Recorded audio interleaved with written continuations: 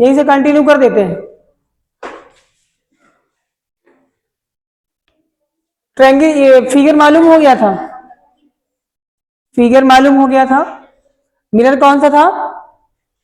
Concave mirror. Concave mirror के लिए आपको मालूम है सेंटर, फोकस और पोल, सारी चीजें आपको मालूम थी पहले से। इसके प्रिंसिपल एक्सिस पे एक ऑब्जेक्ट रखा है ओ डैश। ओ डैश से चलने वाली जो लाइट रेज होगी, एक तो चलेगी पैरेलल टू प्रिंसिपल एक्सिस और ये रिफ्लेक्ट होने के बाद फोकस से पास होगी, दूसरी परपेंडिकुलर इंसिडेंट होगी मिरर से, जो सेंटर से होकर जाएगी, ये वापस उसी डायरेक्शन में रिफ्लेक्ट हो जाएगी। ये दोनों रेज जहां पर कट किए इन दोनों ने, यहाँ पे इमेज बन जाएगा आई आई डैश। ऑब्जेक्ट से पोल की डिस्टेंस यू, सी से पी तक रेडियस ऑफ कर्वेचर, आई से पी तक इमेज की डिस्टेंस हो गई और एफ से पी फोकल लेंथ हो गई। इसके बाद इसमें सॉल्व करना था आपको ट्रायंगल ओ डैश सी और आई आई डैश सी दोनों क्या है? सिमिलर है। इन दोनों में सिमिलरिटी की कंडीशन लगा दीजिए, करेस्पॉन्डिंग साइड का रेशियो सेम होता है। तो इस ट्रायंगल में हम परपेंडिकुलर ले लेते हैं ओ ओ डैश और सेकंड वाले ट्रायंगल में परपेंडिकुलर आई आई डैश दिखा,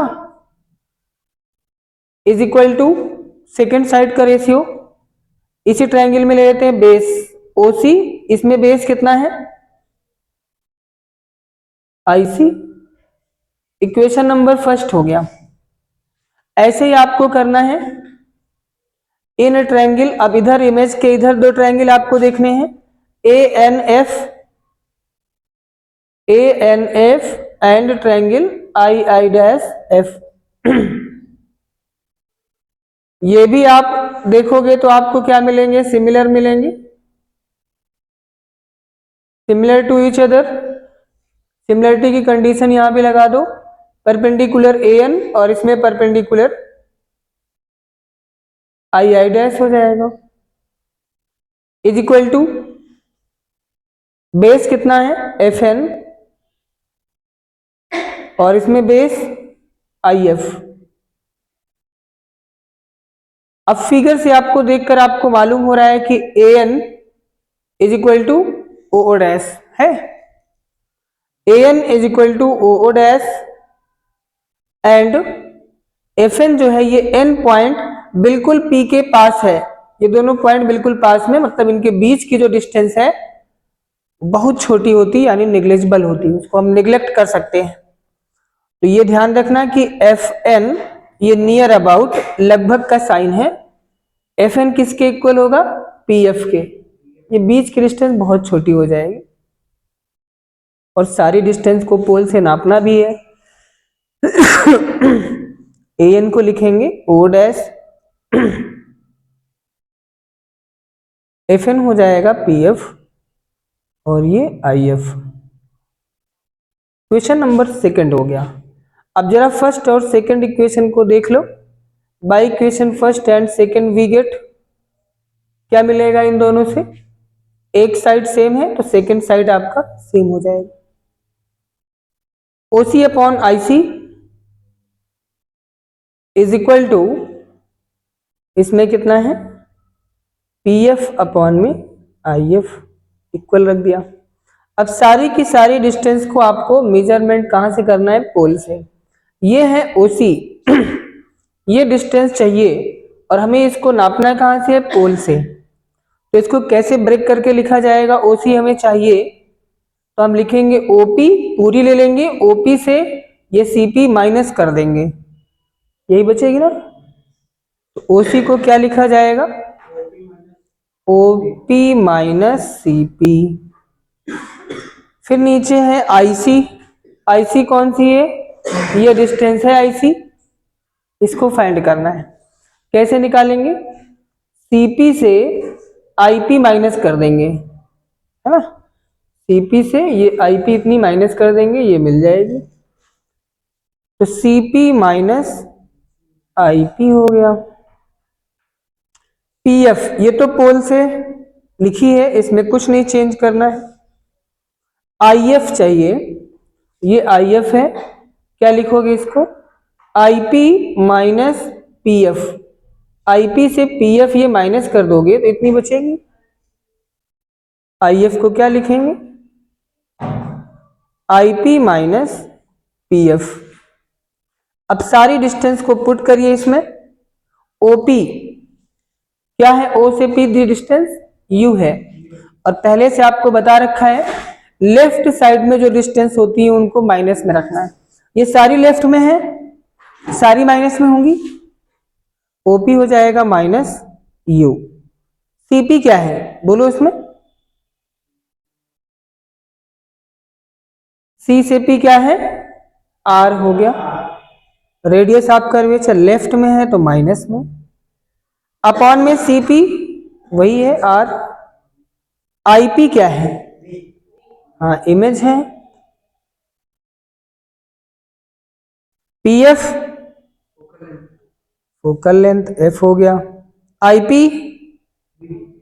माइनस PF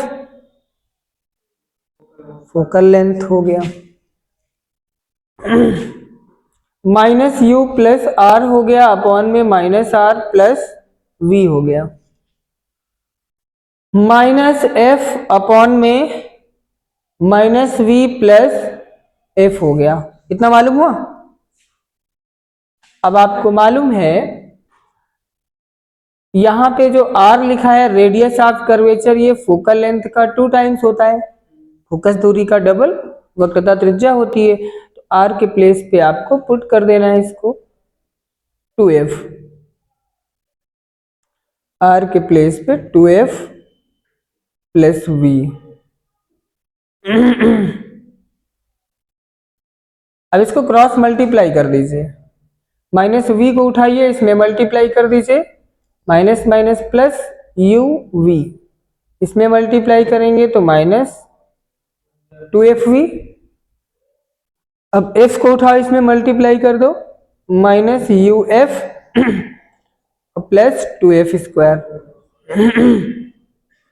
इससे इधर multiply, minus minus plus 2F square minus FV। ये प्लस 2F स्क्वायर कैंसिल हो गया दोनों साइड में। UV minus 2FV minus UF, इधर माइनस FV है, ट्रांसफर कर लो तो प्लस हो जाएगा, इज इक्वल टू 0।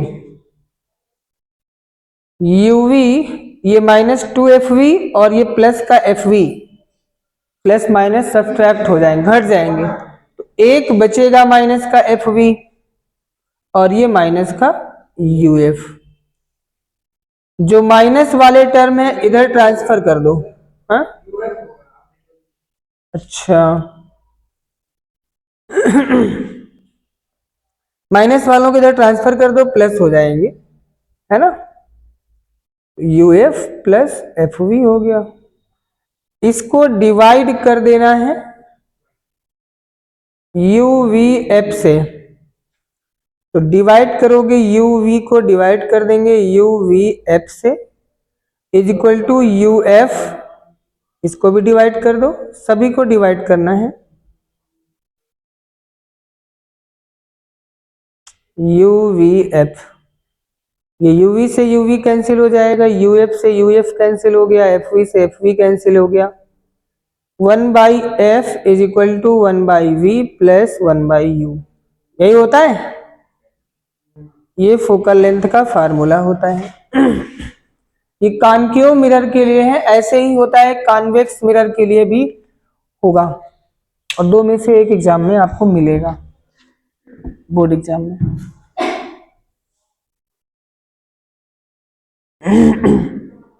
इसके क्वेश्चन आपने 10th में भी किए होंगे, यहाँ तो कोई दिखता ही नहीं, नहीं करा देते आपको। इसमें देखना रिकॉर्डिंग चल रही है, कल की तरह बंद हो जाए बीच में। हम्म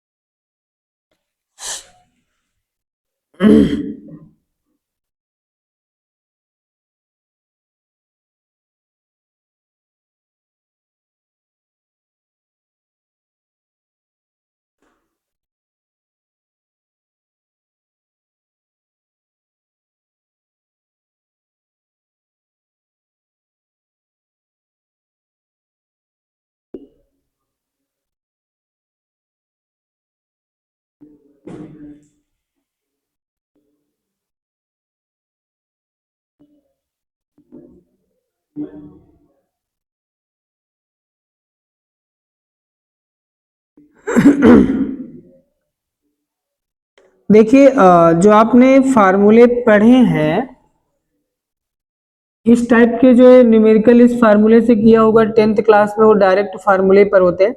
यहाँ एक क्वेश्चन है 2018 में पूछा गया है, इसी का है। देखो क्या चेंज करके पूछता है, कंपटीशन में क्या चेंज कर देता है वो देखना।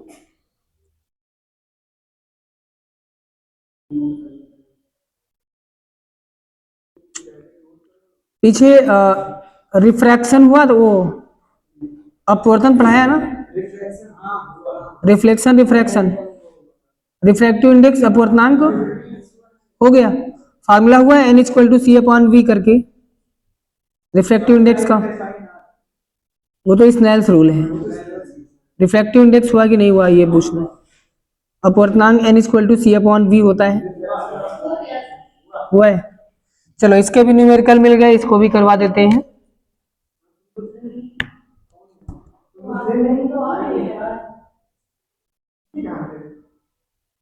जल्दी करो फटाक से करवाते हैं।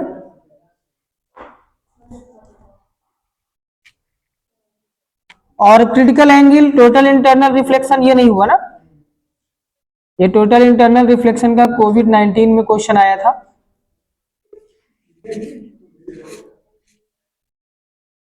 कोविड-19 भी एक यादगार पल हो गया।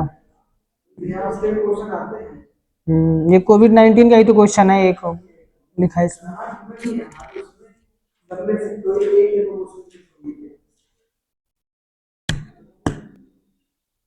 कौन कहानी है बता रही हूँ, मिटाए इसको, थोड़ा जल्दी करिए। कराएंगे ठीक है, लेकिन अगर पहले से तैयार रहेगा ना तो उसकी बात ही अलग होगी। अगर कहीं कोई चीज का कंपटीशन हो रहा हो, कोई चीज समझाई जा रही हो और वो चीज आपको पहले से आती हो, मजा ही अलग होगा इसका। वहां लगेगा ना कि इनका बिठा दे, हम बताइए। और जब ये तैयार हो जाएगा, आपके स्कूल में टीचर पढ़ाएंगे तो आपका मन करे कि टीचर देखें हम इसको, हम कर दें तो हमारी वाहवाही हो जाए।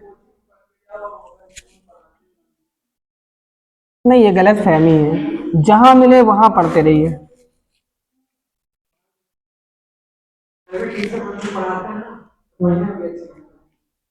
देखो एक चीज और भी है, आजकल अगर क्लास में टोटल आपको सब्जेक्ट नॉलेज दी जाएगी तब भी आप नहीं पढ़ोगे। बीच बीच में ऐसी बातें भी हो जानी चाहिए, ऐसा टॉपिक भी हो जाना चाहिए, आपको मजा आ जाए, है ना। आप लोग क्लास में भी कुछ मसाले ढूंढा करते हो, कुछ मिल जाए तो मजा आ जाए तो मन बदल जाए ना। देखते हैं ऐसे ऐसी क्लासों में होता है।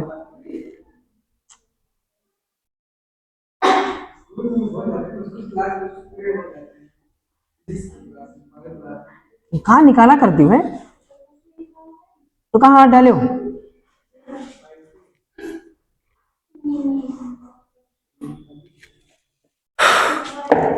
चलो आप नोट करते हैं, हम क्वेश्चन जरा यहाँ पे देखते हैं।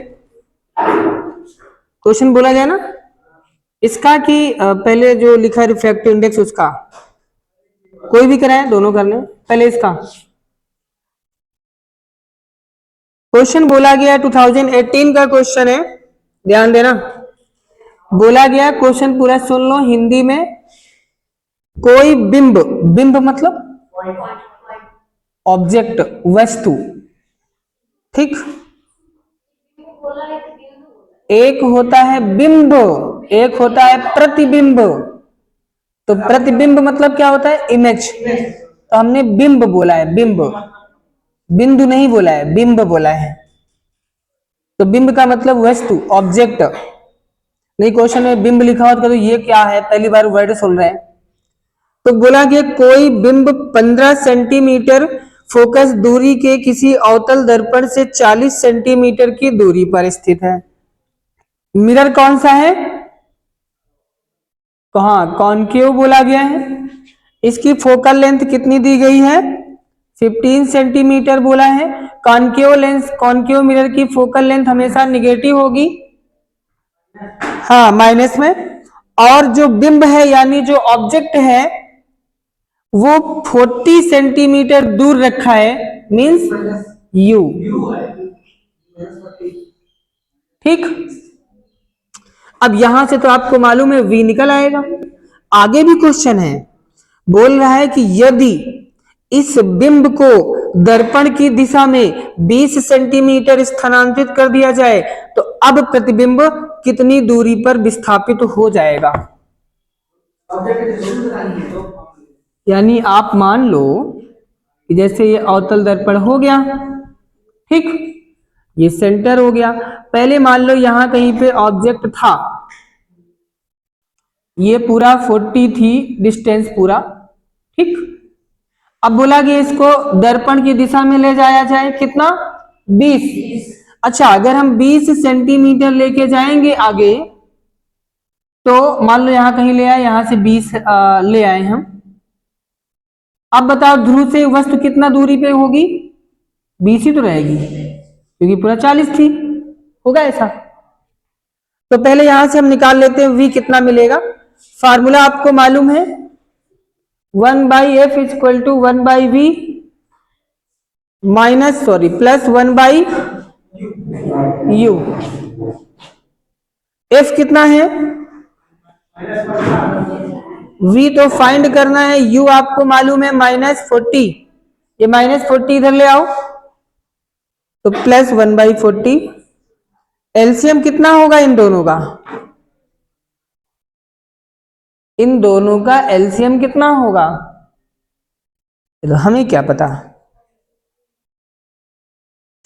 43 जा और यहां से 15 8 जा, पहाड़े ना हो थोड़ी, माइनस करोगे 1/v, कैंसिल कर दो, v कितना आया, -24 सेंटीमीटर। इसका मतलब है अगर 40 सेंटीमीटर डिस्टेंस पे ऑब्जेक्ट रखा था तो इमेज बनेगी 24 सेंटीमीटर पर। अब बोल रहा है अगर हम if u is equal to कितना हो जाए, 20 सेंटीमीटर बोला है कि मिरर की तरफ हम ले जाएं वस्तु को, तो प्रतिबिंब कितना विस्थापित होगा, यानी प्रतिबिंब यहां था, यहां से कितना और विस्थापित हो जाएगा। तो इसके लिए बोलना है v कितना होगा। फार्मूला लगाओ 1/f, f तो वही रहेगा, दर्पण तो वही है, तो फोकल लेंथ कितना, 1/v माइनस u के प्लेस पे -20 हो गया। अभी -1/20 इधर ले आओ तो प्लस में हो गया। अब बताओ जरा इन दोनों का एलसीएम कितना, न करिए कितना आएगा 1/, तो बताइए v कितना आया है, माइनस नहीं 60 सेंटीमीटर। माइनस तो बताता है कि इमेज लेफ्ट साइड में बनेगी, रियल बनेगी, ये बोल रहा है। अच्छा अभी देखो, जब ऑब्जेक्ट यहां थी तो इमेज आकर के यहां कहीं बन रही थी ना 24 सेंटीमीटर पे। अब बोल रहा है ऑब्जेक्ट को हम पास लेके गए, इमेज कहां बन रही है 60, यानी इतना 40 था तो इधर और आके बनेगी, यहां कहीं आके बनेगी इमेज, ठीक। विस्थापित कितना हुआ, तो 60 और 24 का डिफरेंस देखो कितना होगा, जल्दी बोलो कौन सा ऑप्शन होगा। घटाओ भैया, 60 से 24 घटाओ, मान गए 36। अब 36 के इसमें ऑप्शन 2 है, अगर सोचो कि हमारा ऑप्शन आ जाए 36 और टिक कर दे, इसमें दो है, कैसे, नहीं माइनस प्लस नहीं है, माइनस प्लस नहीं है, बोला है 36 सेंटीमीटर दर्पण के पास, 36 सेंटीमीटर दर्पण से दूर, दूर क्योंकि इधर आ गया ना, प्रतिबिंब बाहर की ओर विस्थापित हो गया। तो भैया कितना डिस्प्लेस हुआ है, अच्छा ये मत करना कि -60 से इसको घटाओ, नहीं, माइनस तो बोला है कि वो डायरेक्शन को दिखाता है, रियल और वर्चुअल इमेज को। तो 60 - 24 36 सेंटीमीटर क्या हो जाएगा, विस्थापित हो जाएगा। ये क्वेश्चन 2018 में नीट के एग्जाम में पूछा गया। ऐसे क्वेश्चन कहोगे आपकी ये जो 10th क्लास में हमने पढ़ा था सर उससे थोड़ा सा चेंज है ना, थोड़ा सा चेंज है, बाकी करना तो पूरा वैसे ही था। तुम कहा थी?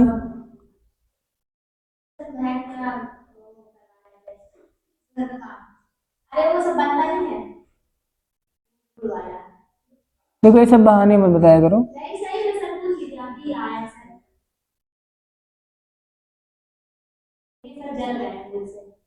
हम सफाई नहीं मांग रहे हैं, नहीं हम सफाई नहीं मांग रहे हैं, बस बता रहे हैं कि ये गलत होती चीज है।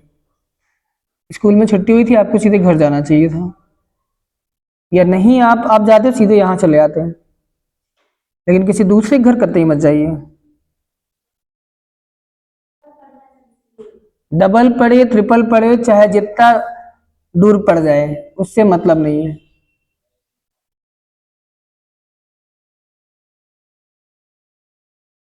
वरना बदनाम होने में टाइम नहीं लगेगा, ध्यान रखना इस चीज का।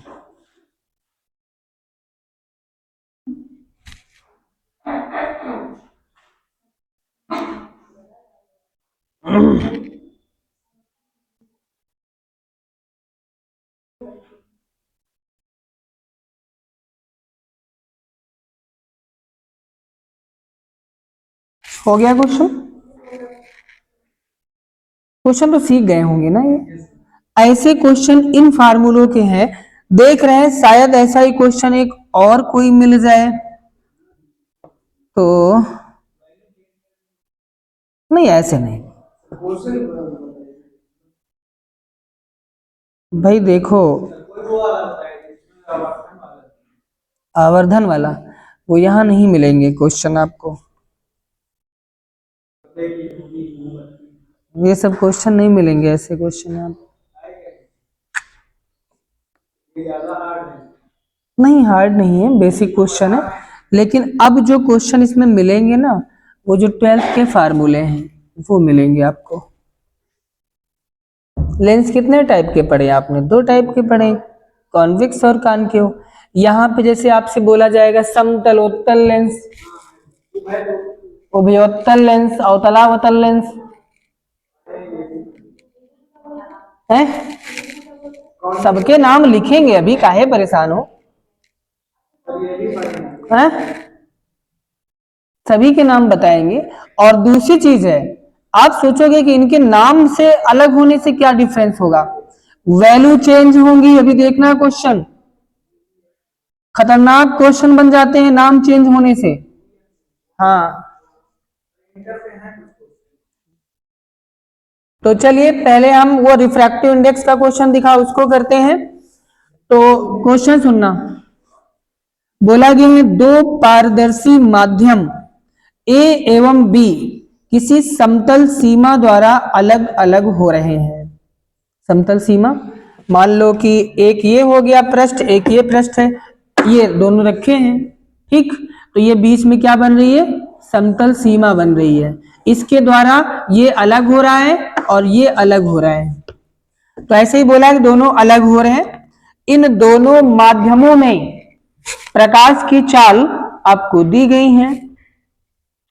दोनों माध्यमों के लिए पूछा गया है प्रकाश की किरण का क्रांतिक कोण। क्रांतिक कोण नहीं पढ़ाया ना अभी? अभी नहीं हुआ, अभी नहीं पढ़ाया, नहीं इसमें नहीं लगेगा। क्रांतिक कोण आ गया, क्रांतिक कोण बताना पड़ेगा। Critical angle. दूसरा क्वेश्चन देखते हैं, पूर्ण आंतरिक परावर्तन भी नहीं पढ़ा, उसका भी क्वेश्चन है। चलो ठीक है, नहीं है तो दूसरा क्वेश्चन करेंगे, कोई बात नहीं है। इंद्रधनुष पढ़ा है आपने? इंद्रधनुष के बारे में पता है ना कुछ? चलो क्वेश्चन सुनो क्या बोला है, थ्योरेटिकल क्वेश्चन है। इंद्रधनुष के संदर्भ में गलत उत्तर चुनना है, मतलब रेनबो के बारे में क्या गलत लिखा गया है। पहला बोला गया है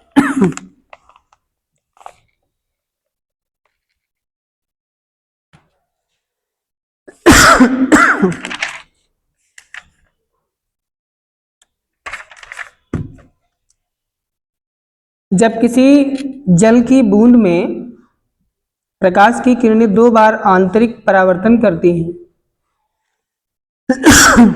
तो कोई द्वितीयक इंद्रधनुष बनता है। दूसरा बोला है द्वितीयक इंद्रधनुष में वर्णों का क्रम उत्क्रमित हो जाता है, मतलब उल्टा हो जाएगा। वैसे क्रम क्या होता है रंगों का? विबग्योर होता है। कोई प्रेक्षक इंद्रधनुष तक देख सकता है, इसमें लिखा कोई प्रेक्षक तक देख सकता है, तक नहीं, कोई प्रेक्षक इंद्रधनुष तब देख सकता है जब सूर्य उसके सामने होता है। क्या सही है? ये उल्टा मिल गया। इंद्रधनुष आपको दिखेगा, अगर सामने दिखेगा तो सूरज,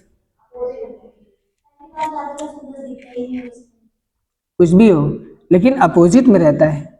इसमें यही तो बोला है, कोई प्रेक्षक तब देख सकता है जब सूरज उसके सामने हो।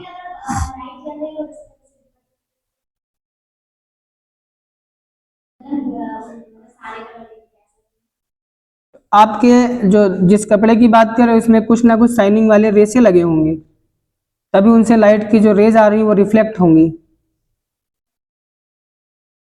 तो मिल गया आपको, आगे पढ़ने की जरूरत नहीं है। चलो रिफ्रैक्टिव इंडेक्स देखते हैं। क्वेश्चन उसका है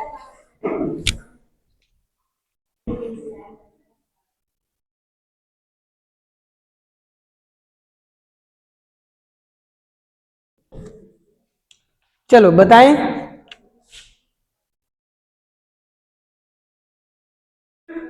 रिफ्रैक्टिव इंडेक्स अपवर्तनांक ये क्या बताता है?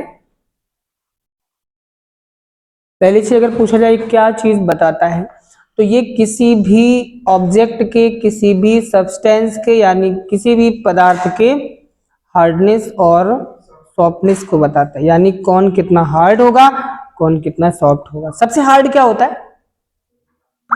डायमंड, हीरा होता है। तो सबसे ज्यादा रिफ्रैक्टिव इंडेक्स उसी का होगा। और सबसे सॉफ्ट है क्या करिए? कोल्ड।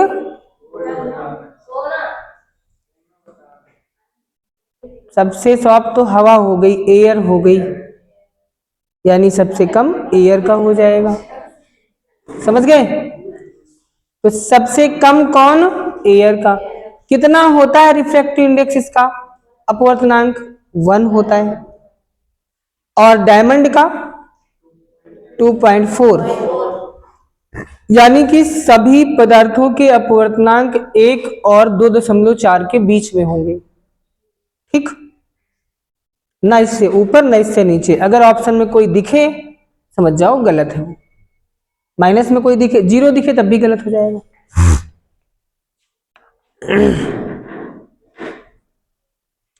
इट्स आइडेंटिफाई क्या ऑफ सब्सटेंस, क्या आइडेंटिफाई करता है?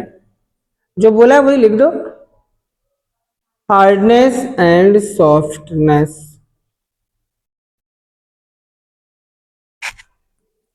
सबसे हार्डेस्ट मत बोलो, हार्डेस्ट सब्सटेंस यानी कठोरतम पदार्थ डायमंड हो गया, हीरा हो गया। इसका रिफ्रैक्टिव इंडेक्स 2 पॉइंट, और सॉफ्टनेस में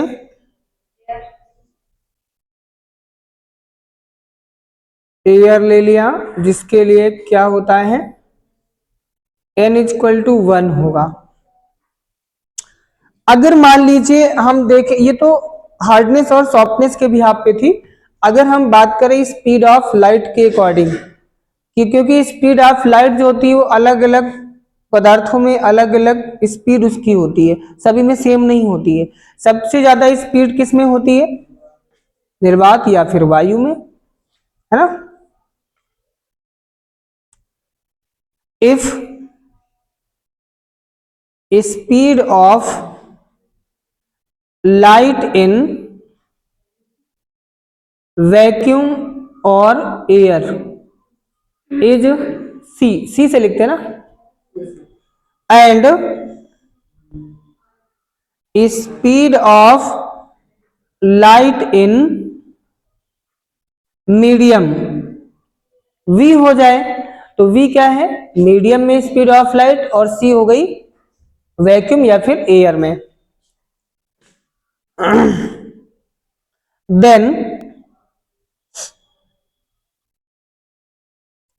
then the ratio between them, इनके बीच जो अनुपात होगा वही क्या कहलाएगा, रिफ्रैक्टिव इंडेक्स कहलाएगा। इसका मतलब क्या हो गया, n is equal to c upon v, means हम कह सकते हैं स्पीड ऑफ लाइट किसमें,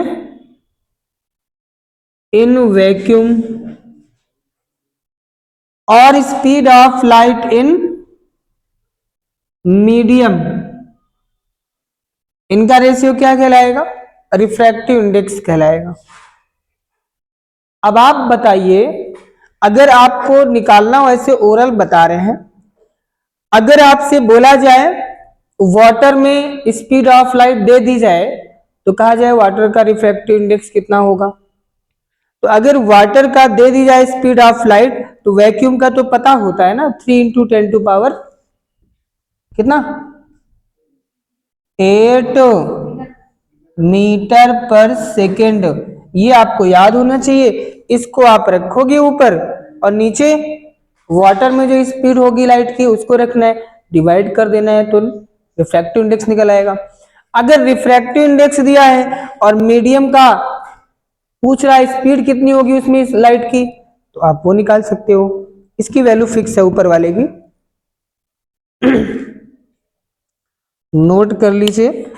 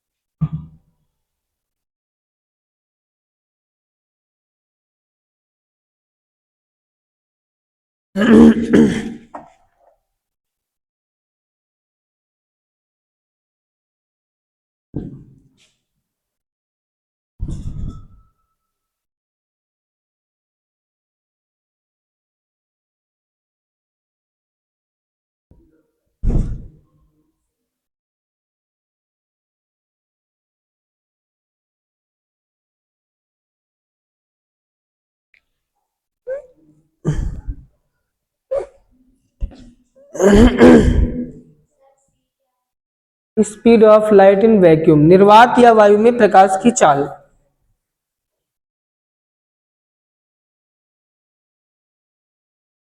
देखो लिखा भी है उधर सी के प्लेस पे, speed of light in vacuum.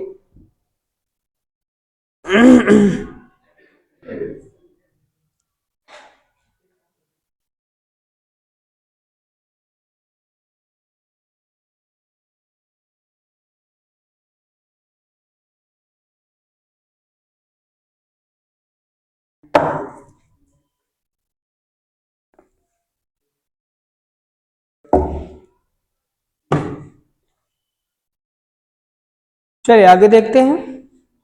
Refractive index के बाद अगर हम बात कर लेते हैं मैग्निफिकेशन, अभी आपने जो पढ़ा था लेंस और मिरर दोनों के लिए अभी हम लिख लेंगे, लेकिन उससे पहले आप देख लो एक और बचा है, लेंस फार्मूला मालूम है?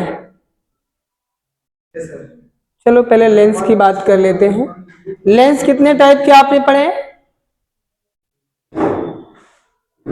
एक अवतल लेंस, हाँ कॉनकेव हो गया, ये कॉन्वेक्स हो गया, ठीक। ये हो गया अवतल लेंस और ये हो गया उत्तल लेंस। इसके दोनों सरफेस क्या है? उत्तल है, इसलिए इसको हम लोग द्विउत्तल लेंस भी बोलते हैं, यानी बाई कॉन्वेक्स। इसके दोनों सरफेस कैसे हैं? अवतल है, कॉनकेव है, इसलिए इसको हम द्विअवतल लेंस भी बोलते हैं। अब ये भी 3 टाइप का होगा और ये भी 3 टाइप का होगा।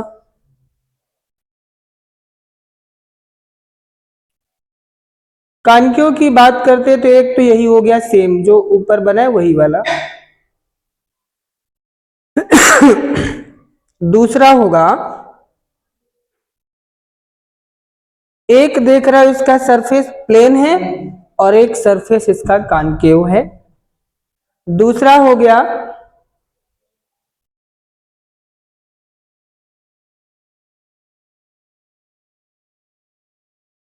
एक सरफेस इसका देखो इधर उभरा, एक इस पे अंदर दबा हुआ है।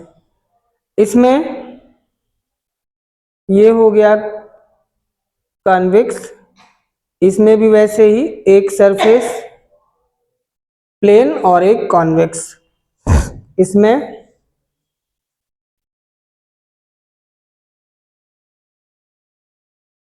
चंद्रमा की तरह। इसका क्या है? बाई कॉनकेव, बाई मतलब दो, या इसको बोलते हैं द्विअवतल। इसमें एक सरफेस क्या है? समतल है, दूसरा क्या है? अवतल है, तो इसको बोलते हैं समतलावतल। समतलावतल का मतलब पहले समतल फिर अवतल, तो इंग्लिश में इसको बोलते हैं प्लेनो कॉनकेव। इसमें उत्तल अवतल क्या बोलेंगे? उत्तलावतल।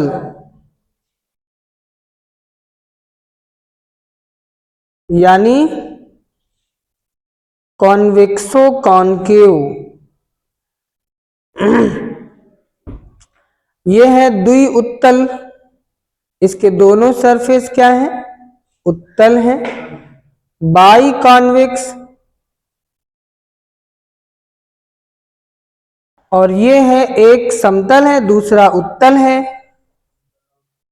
समतलावतल नहीं, समतलोत्तल, उत्तल है भी इसमें, समतलोत्तल, यानी पहले समतल फिर उत्तल, तो क्या बनेगा? Plano convex. इसमें अवतल और उत्तल, तो क्या बनेगा? अवतल उत्तल मिला के लिखोगे? हाँ, अवतलोत्तल है। कॉनकेवो कॉन्वेक्स, ये हो गए, ठीक। सारे लेंस मालूम हो गए। अब पीछे हमने आपको जो पढ़ाया है उसके अकॉर्डिंग मालूम करना है। चलिए बताइए, रेडियस ऑफ कर्वेचर आपको बता रखा है। अवतल सरफेस के लिए वक्रता त्रिज्या धनात्मक होगी कि ऋणात्मक होगी? अवतल है तो माइनस में, ठीक। समतल है तो इनफाइनाइट। समतल की बोला था, समतल दर्पण की फोकस दूरी इनफाइनाइट होती है, तो उसकी वक्रता त्रिज्या भी इनफाइनाइट थी, ठीक। तो जिसमें जैसे मान लो ये वाला अगर बोल दिया न्यूमेरिकल में समतलोत्तल लेंस बोला है, तो इसकी दो रेडियस ऑफ कर्वेचर होंगी, एक फर्स्ट वाले सरफेस की, एक दूसरे वाले सरफेस की। तो फर्स्ट सरफेस के लिए रेडियस ऑफ कर्वेचर जो R1 होगी वो इनफाइनाइट होगी, और जो R2 होगी वो पॉजिटिव होगी, क्योंकि कैसा है, कॉन्वेक्स है। अगर इसमें आ जाओगे तो इसमें R1 इनफाइनाइट और R2 निगेटिव होगी, जो दी जाएगी। ऐसे ध्यान रखना, सब में अलग अलग रहेंगे, R1 R2 F1 F2 सब चेंज हो जाएगा इनके नाम चेंज होने से। अब दूसरी चीज है, आपको मालूम है लेंस फार्मूला क्या होता है? लेंस मेकर नहीं भैया, lens formula 1/f = 1/v। Mirror फार्मूले में यहाँ प्लस होता है, चिन्ह यूवीएफ के वैसे ही चलेंगे जैसे पीछे वाले में, ठीक, मिरर में। इसके बाद हम बात कर लेते हैं मैग्निफिकेशन। मैग्निफिकेशन पहले किसकी? मिरर के लिए लिख लेते हैं। मैग्निफिकेशन का मतलब आवर्धन क्षमता, पढ़ा है? तो मैग्निफिकेशन मिरर के लिए हम बात करते हैं, तो m = होता है -v/u, यानी प्रतिबिंब की दूरी बटे में वस्तु की दूरी। अगर प्रतिबिंब और वस्तु की लंबाइयां दी गई हो, I/O हो जाएगा। तो ये फार्मूला आप यूज करो कोई भी। अगर लेंस की बात हो जाए तो लेंस में क्या होगा, तब ये माइनस नहीं होगा, V/I/,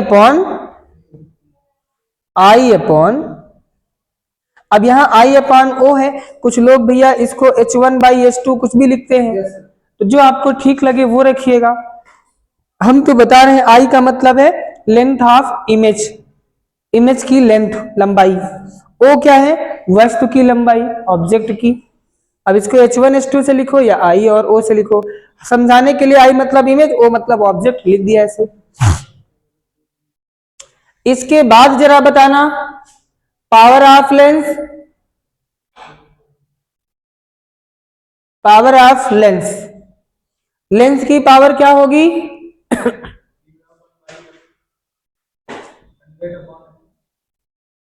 reciprocal of focal length.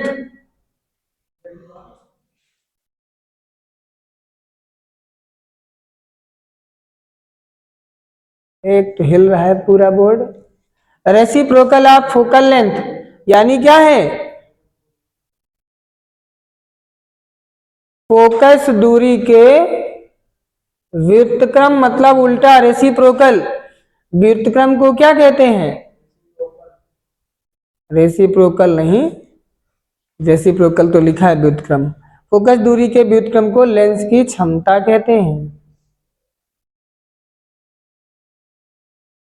अब आपको ऐसे मालूम हो जाएगा, अगर फोकस दूरी का व्युत्क्रम है यानी फोकस दूरी जितनी ज्यादा होगी क्षमता उतनी ही कम होगी। तो P क्या होगा? फोकस दूरी का व्युत्क्रम 1/f, ठीक। इसका मतलब क्या हो गया? फोकस दूरी बढ़ाओगे तो क्षमता क्या होगी? घट जाएगी।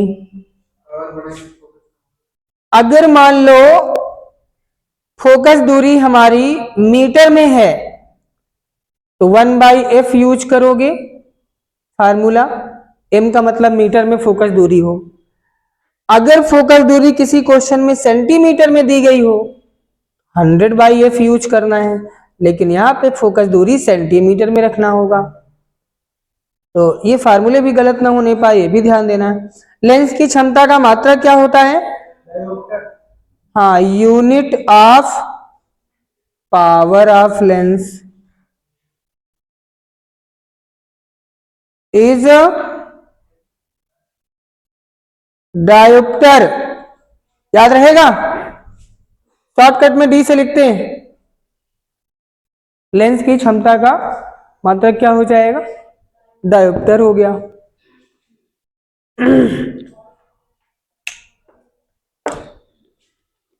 नोट कर लीजिए।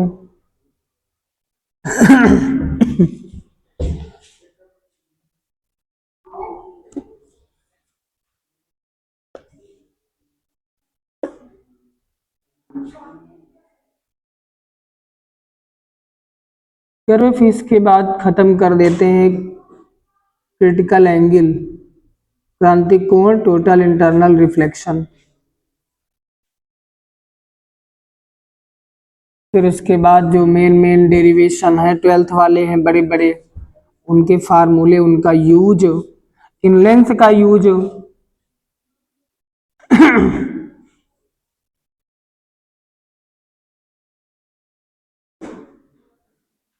हो भोले।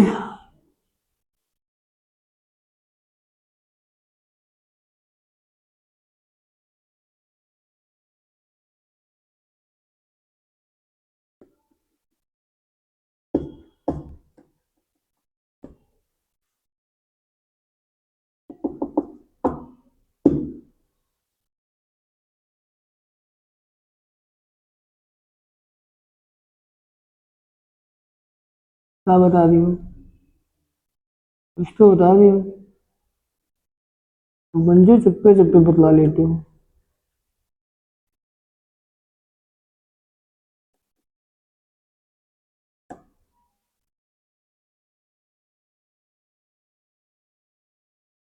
तुम चश्मा काहे लगाए हो जब तुम चश्मा के बिना दिखते हुए?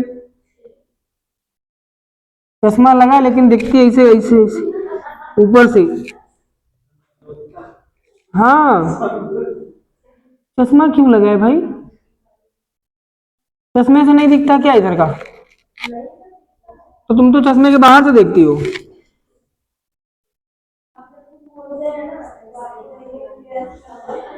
हमको देखने के लिए ऊपर से देखते हैं, मतलब वहां थोबड़ा बड़ा है, वहां अक्षर छोटे लिखे हैं।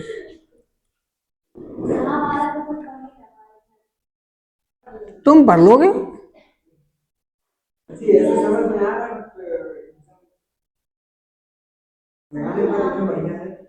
दिखता है यानी आंखें गड़बड़ है। आंखें तो हमारी भी गड़बड़ है। अच्छा, जैसे जैसे वो लिखा हुआ है बी आर अम्बेडकर, वो जो नीचे लिखा हुआ है, पढ़ सकते हो?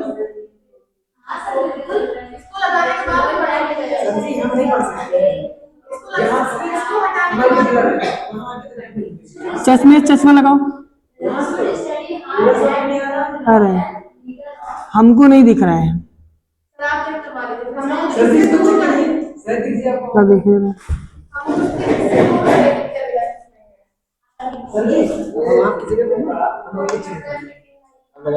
नहीं, हमें ये समझ में आ रहा है कि पहले के लिखा है। हाँ, कुछ कुछ समझ में आ रहा है लेकिन सर एग्जैक्ट नहीं समझ में आएगा। के एन नोइंग लिखा है, के एन ओ डब्ल्यू। अरे यार, यही चश्मा लगेगा हमको, लेकिन थोड़ा इसमें पावर ज्यादा है, थोड़ा सा पावर ज्यादा है? बहुत नहीं नहीं, बहुत साफ दिखता है। वो जो लिखा है हम सब पढ़ सकते हैं। हम नहीं पढ़ सकते, ऐसे नहीं पढ़ सकते।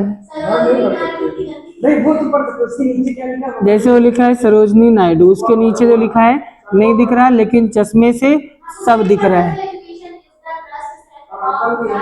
ये नहीं पढ़ सकते, यहाँ से नहीं पढ़ सकते सर। नहीं पढ़ लेंगे अब हम, इसको लगाएं। पढ़िए सर। हम कुछ नहीं पढ़ सकते सर यहाँ से। एजुकेशन इन द, आगे क्या लिखा सर जी? हमको तो यहाँ से नहीं समझ में आ रहा है। Education in the trust self of the dream, क्या लिखा है? ये लिखा है सर जी, लाइए हम पढ़े तो बताए हमको। इससे थोड़ा पावर, जब पावर थोड़ा ज्यादा तुम्हारे इसमें थोड़ा पावर ज्यादा है, क्योंकि लगाने में चश्मा जो है दर्द होने लगता है। वो आपको मैंने कुछ नहीं, जब लगाएंगे ना तो पड़ जाएगा हमको। जब अभी चेंज कराए थे, इससे पहले तो कम पावर में था, एक बार टेस्ट करवाया था, महीने 2 महीने लगवाया। कौन सा? ऐसे रख के ऐसे देखना है, ऐसे करके। यही ले लीजिए, यही लगेगा। थोड़ा पावर ज्यादा है तुम्हारा। यही लगेगा, नहीं थोड़ा ज्यादा है, कम करा लीजिए। सर जी हमको 12/6 है, आपको लगेगा 12/7 8 लगेगा। 0.3 था जब लगवाए थे पहले तो, 3.5 लगेगा। थोड़ा हो सकता बढ़ गया हो। ये हो गया, जल्दी करो।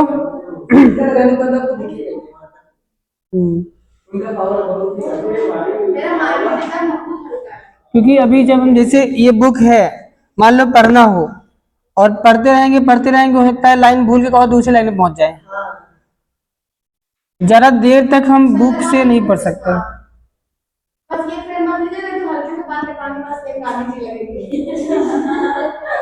गांधी जी लगेगी। सर ये फ्रेम नहीं, एक दूसरा सर जैसे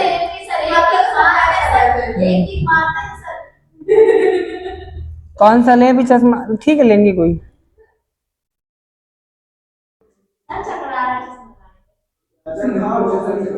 नहीं होता, अरे नहीं होता इसका।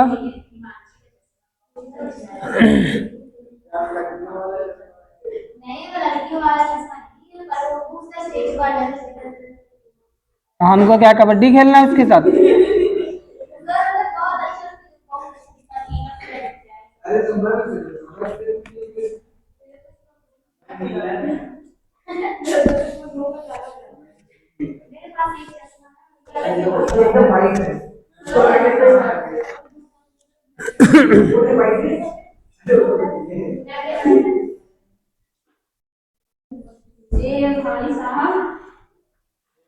रख दो लो मड़ी, रखो इसको।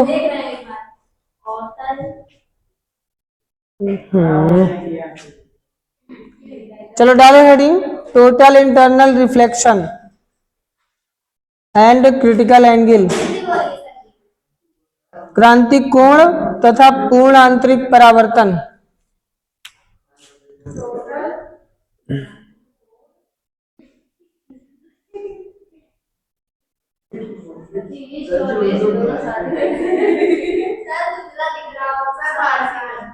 थोड़ा बड़ा लिख रहे हैं।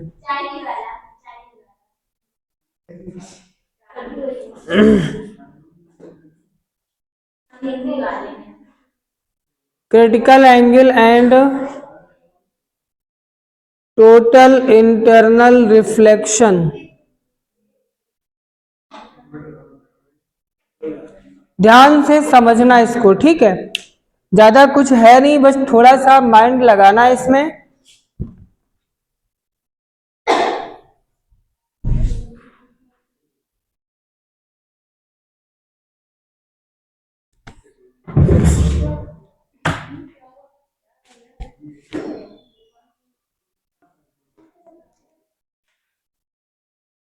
चलो देखो,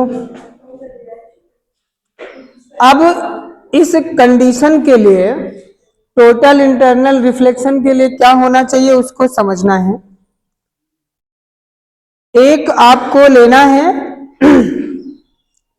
डेंसर मीडियम यानी सघन माध्यम, और एक ले लिया यहां पे एयर हो गई, जो हमारा रेयर मीडियम हो गया, है ना?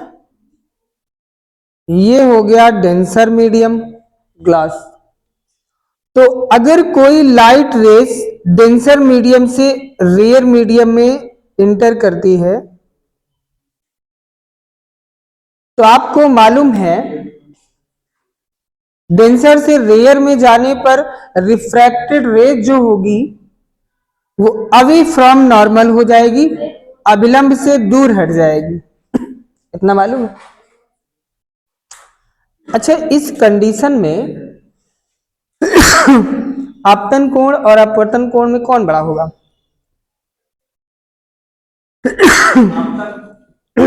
कौन बड़ा होगा इसमें? पता नहीं।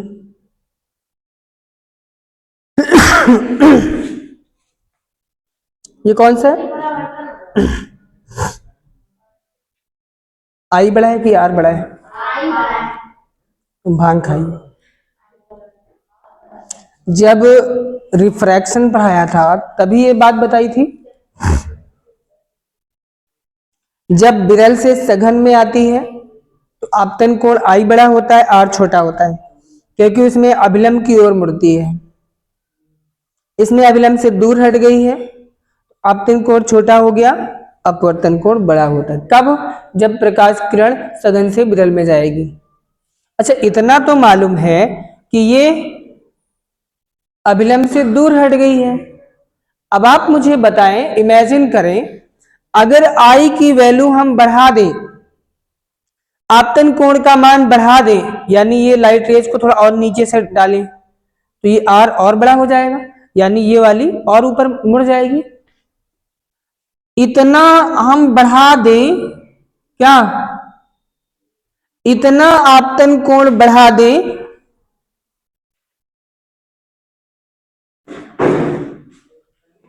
ये देखो थोड़ा बढ़ गया ना, इतना हम बढ़ा दें आपतन कोण कि अपवर्तन कोण आर का जो मान है, रिफ्रैक्शन एंगल, ये 90 डिग्री हो जाए।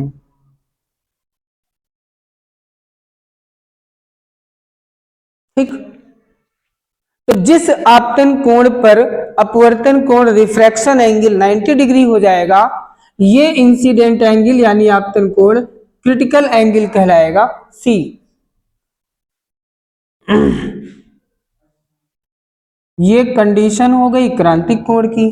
क्रांतिक कोण ये नहीं होगा, आपतन कोण बनता है जब अपवर्तन कोण 90 डिग्री होगा, तभी आपतन कोण जो होगा वो क्रांतिक कोण कहलाएगा, सी से लिखा जाएगा, क्रिटिकल एंगल। कंडीशन क्या है इसके बनने की? लाइट रेज हमेशा डेंसर मीडियम से रेयर मीडियम में जानी चाहिए। अच्छा, अब आप मुझे बताएं, अगर हम आई की वैल्यू और बढ़ा दें, इसको और नीचे से डालें, तो ये और ऊपर उठेगी ना। मींस अगर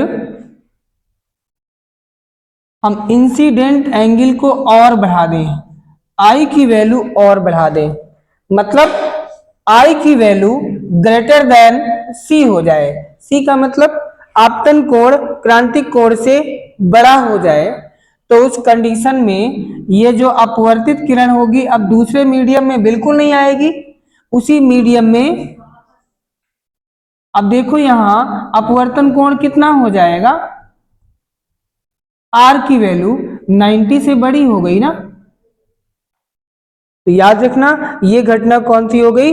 रिफ्लेक्शन की, परावर्तन में। ये हो गया पूर्ण आंतरिक परावर्तन।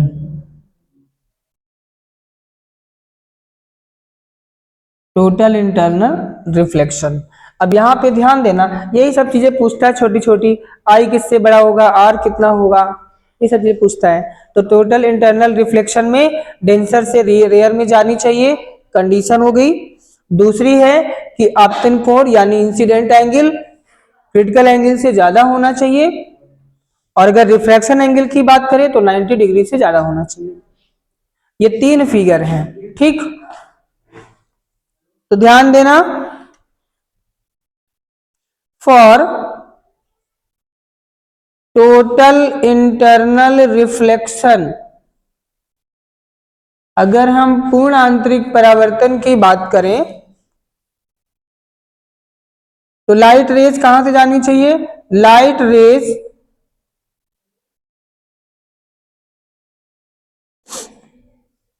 goes from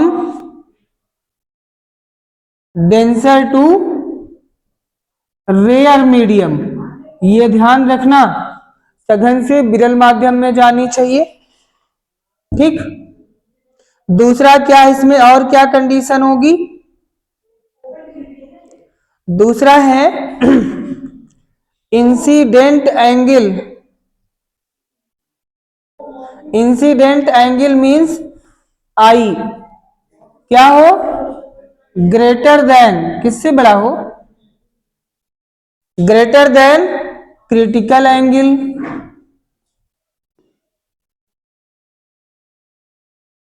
ठीक, क्रिटिकल एंगल सी। तो यहां याद रखना n is equal to 1/sin भी होता है क्रिटिकल एंगल और रिफ्रैक्टिव इंडेक्स में relation n is equal to 1/sin भी होता है। ये दो कंडीशन है इसकी टोटल इंटरनल रिफ्लेक्शन के लिए। और क्रांतिक कोण क्रिटिकल एंगल कब होगा? फॉर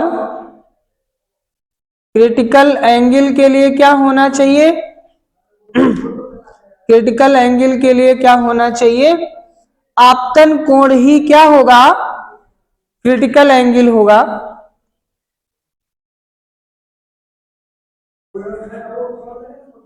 क्रांतिक कोण होगा कब?